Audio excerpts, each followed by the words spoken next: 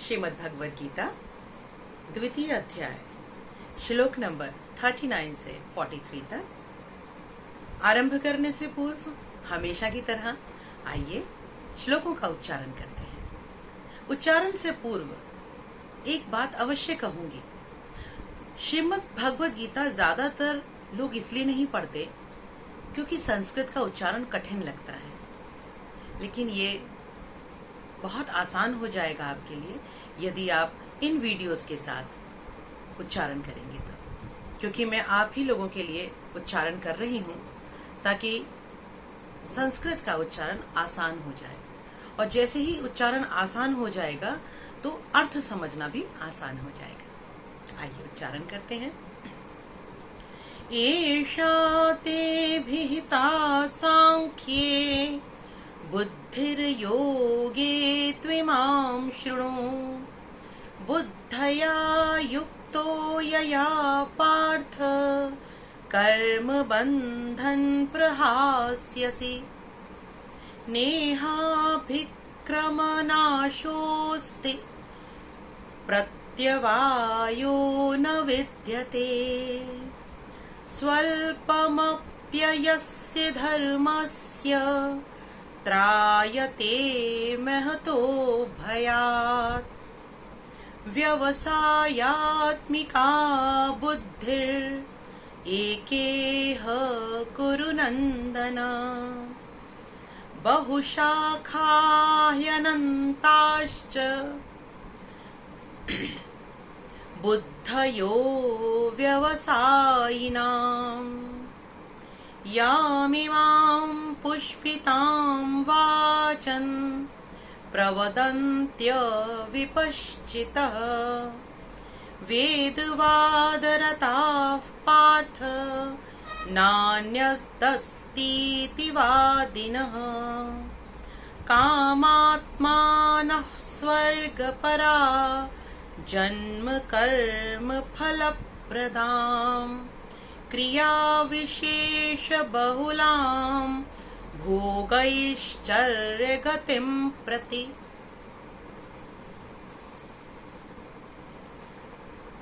केशव कहते हैं, पिछले वीडियो में भगवान कृष्ण ने अर्जुन को समझाया कि अगर तुम्हें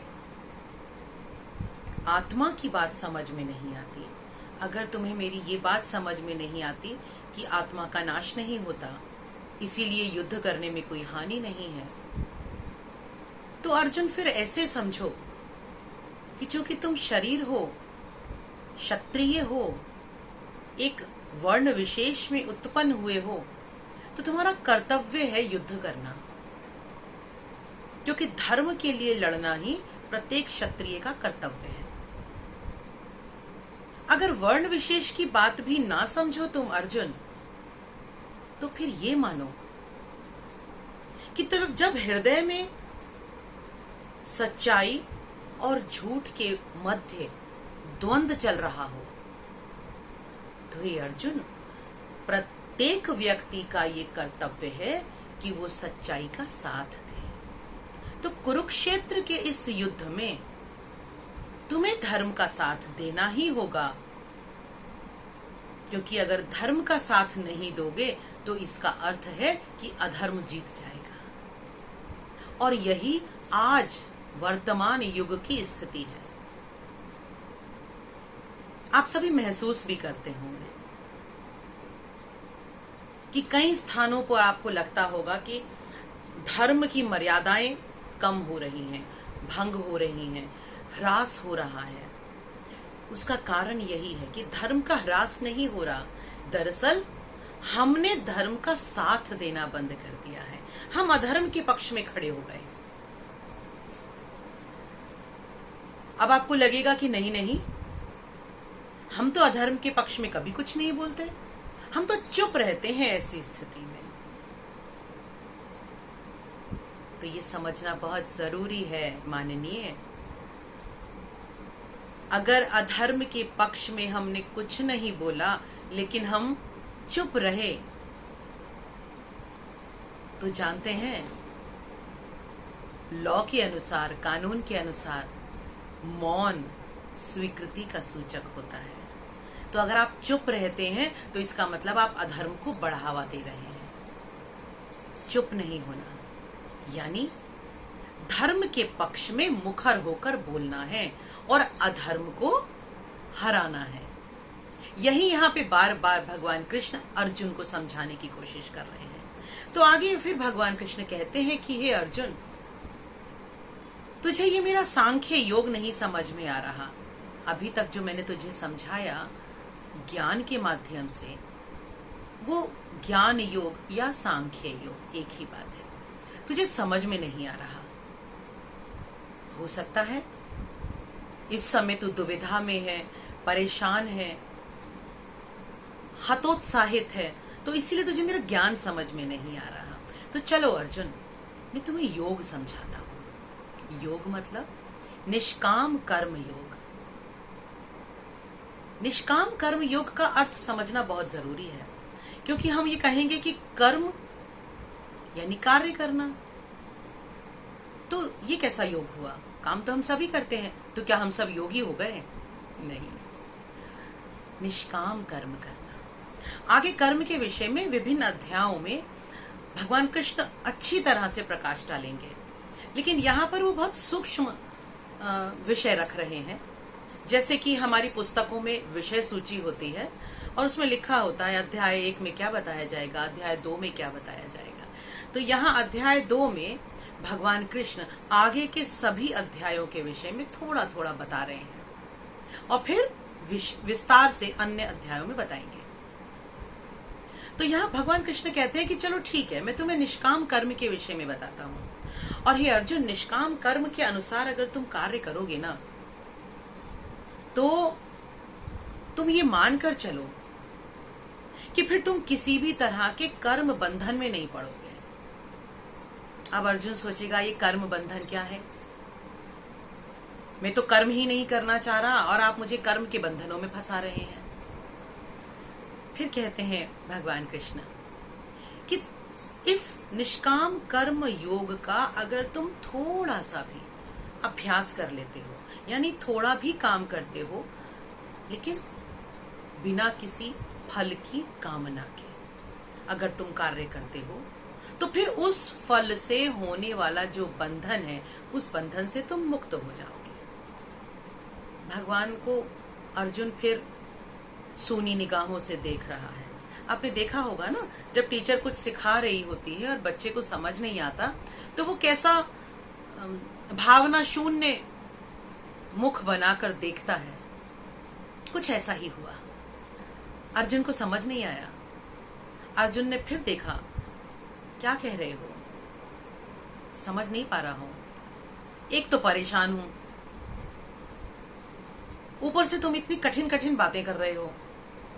अरे क्यों नहीं कह देते कि छोड़ दे अर्जुन? कितना आसान होता है ना युद्ध से भाग जाना।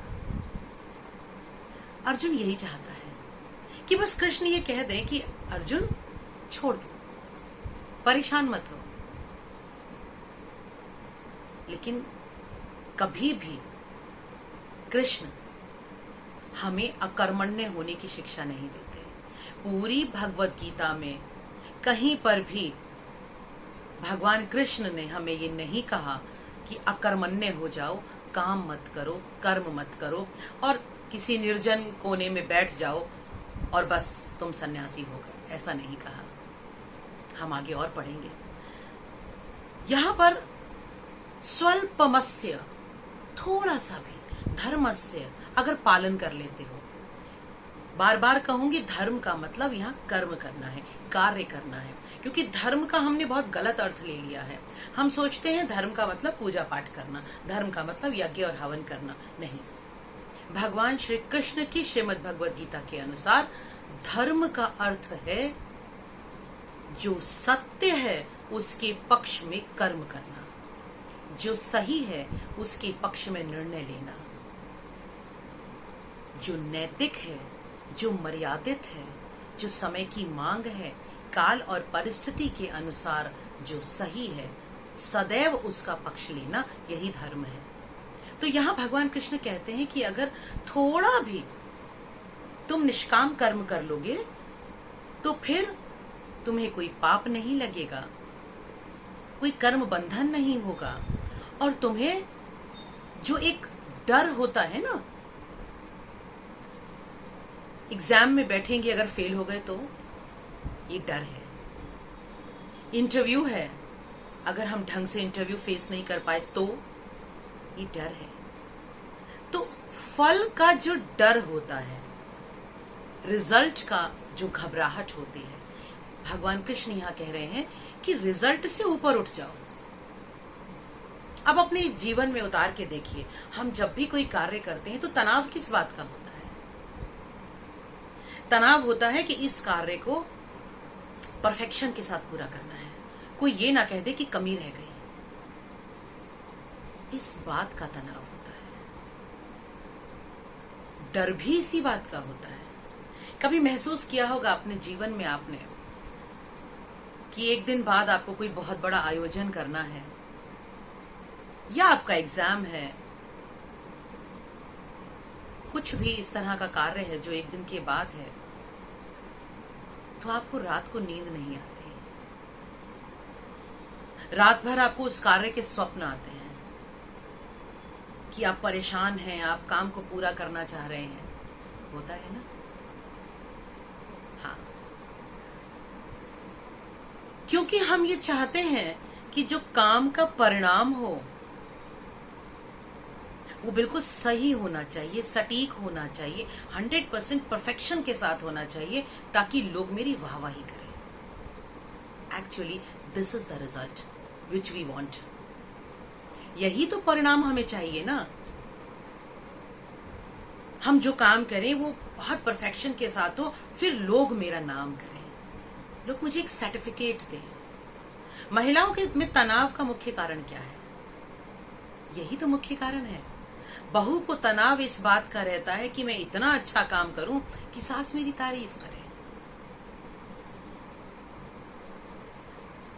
कई स्थानों पर बड़ी बुजुर्ग महिलाओं को इस बात का तनाव रहता है कि हम इतना घर का ध्यान रखते हैं, बहू के इतने काम कर देते हैं, पोते पोतियों का इतना ध्यान रखते हैं, तब भी बहू हमारे लिए दो अच्छे शब्द नहीं कहती। ऑफिस में बॉस के लिए हम इतना 100% एफिशिएंसी से काम करते हैं, ओवर टाइम करते हैं, टारगेट्स पूरे कर देते हैं, लेकिन बॉस कभी भी अप्रिशिएट नहीं करते। यही होता है परिणाम का डर। एक्चुअली परिणाम क्या चाहिए? परिणाम हमें चाहिए सफलता, और उस सफलता के पीछे मिलने वाली वाहवाही, रिवॉर्ड।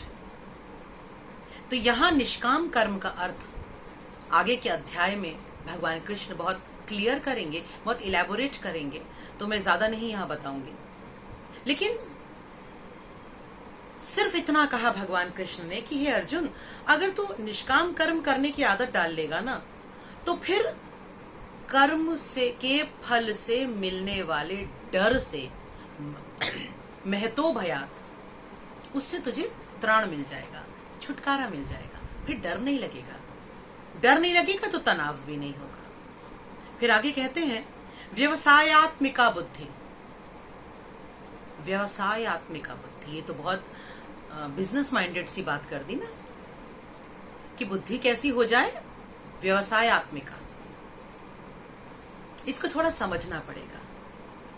जब हम बिजनेस करते हैं तो बिजनेस का उद्देश्य क्या होता है? प्रॉफिट। तो हमारी बुद्धि सब पूरी तरह से प्रॉफिट अर्न करने पर लगी रहती है, यानी एक ही स्थान पर लगी रहती है। तो यहां भगवान कृष्ण ने कहा कि अगर तुम अपनी बुद्धि को एक ही गोल पर स्थित कर लोगे, ज्ञान पर, एक ही गोल पर यानी ज्ञान पर स्थित कर लोगे, तो फिर हे गुरुनंदन, तुम्हें बहुत सी बातों के विषय में सोचना नहीं पड़ेगा, क्योंकि जिनकी बुद्धि विभिन्न स्थानों पर बटी हुई होती है, जिनका ध्यान विभिन्न स्थानों पर बटा हुआ होता है, उन्हें ही समस्याएं आती हैं, उनके जीवन में अड़चनें आती हैं। तो अपनी बुद्धि को एकाग्र करना है, अपने ध्यान को एकाग्र करना है। किसमें एकाग्र करना है? जो मैं तुम्हें ज्ञान योग बता रहा हूं, जो मैं तुम्हें निष्काम कर्म बता रहा हूं, इस पर अपने ध्यान को एकाग्र कर लो। विभिन्न स्थानों पर मत बटो, क्योंकि जब बट जाते हैं तो हमारी एनर्जी 10 जगह बट जाती है। जब एनर्जी बट जाती है तो फिर हमारी जो मनोबल है उसका ह्रास होता है, मनोबल कम हो जाता है। तो अपनी एनर्जी को एक ही स्थान पर कंसंट्रेट करके रखो। आगे कहते हैं क्यों ऐसा क्यों करके रखो? क्योंकि जब तुम्हारा ध्यान, तुम्हारी एनर्जी, तुम्हारी ऊर्जा एक कार्य विशेष पर, एक ज्ञान विशेष पर टिक जाएगी, तुम्हें फल का भय नहीं होगा,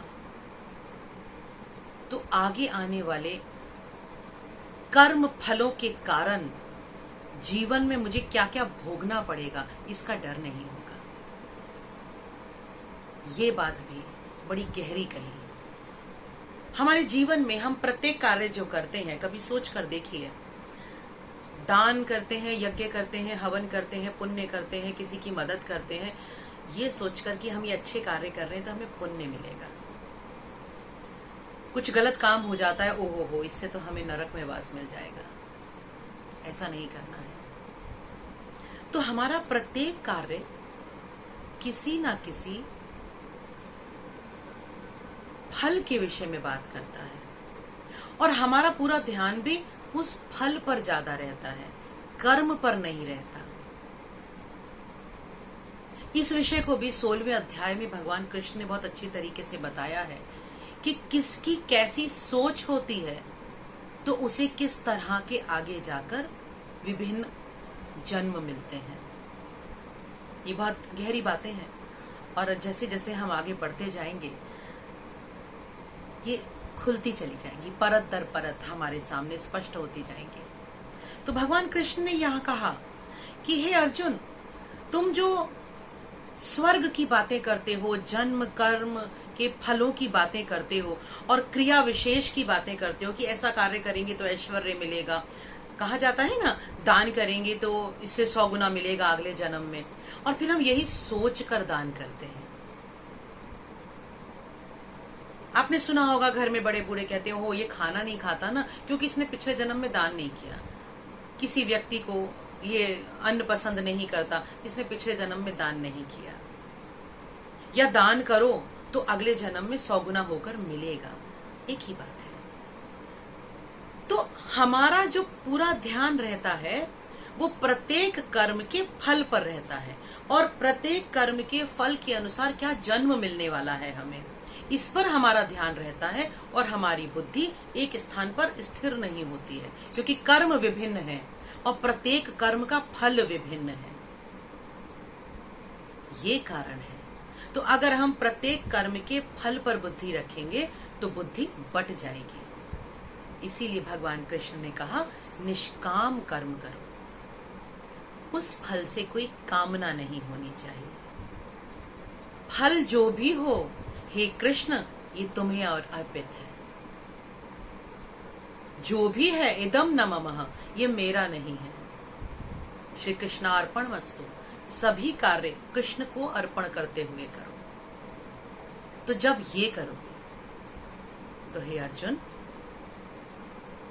तुम्हें कोई भय नहीं रहेगा। अभी क्योंकि डर है इसीलिए तुम कांप रहे हो। क्योंकि प्रथम अध्याय में आपने सुना ना, आप उसके लिए पिछले वीडियोस देखिएगा।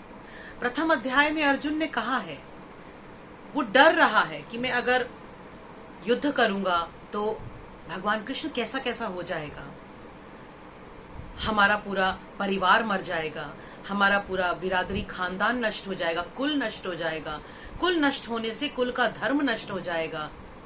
कितना आगे सोच गया वो कि धर्म नष्ट हो जाएगा तो स्त्रियां नष्ट हो जाएंगी, स्त्रियां नष्ट हो जाएंगी तो वर्ण संकर संतान पैदा होगी। हे कृष्ण, हम किस तरह का पाप करने जा रहे हैं? वर्ण संकर संतान पैदा होगी तो पितरों को श्राद्ध नहीं मिलेगा। कहां तक सोच गया। ऐसा ही हम करते हैं। सोचिएगा कभी बैठकर, जब हमारे मन में इस तरह की विचार माला चलने लगती है तो कितने बातें सोच जाते हैं हम कि एक कर्म से ये हो जाएगा। यही कह रहे हैं भगवान कृष्ण, कुछ मत सोचो, निष्काम कर्म करो। काम करते समय सिर्फ ये सोचो कि हे मेरे प्रभु, ये कर्म तुम्हें समर्पित है, फल कैसा भी हो तुम जानो, मेरा काम कर्म करना है। तो इसी तरह से मेरा काम वीडियो बनाना है। आप सब्सक्राइब करते हैं, शेयर करते हैं, तो आपका कर्म है। फिर मिलेंगे अगले वीडियो में। ओम तत्सत। ओम तत्सत।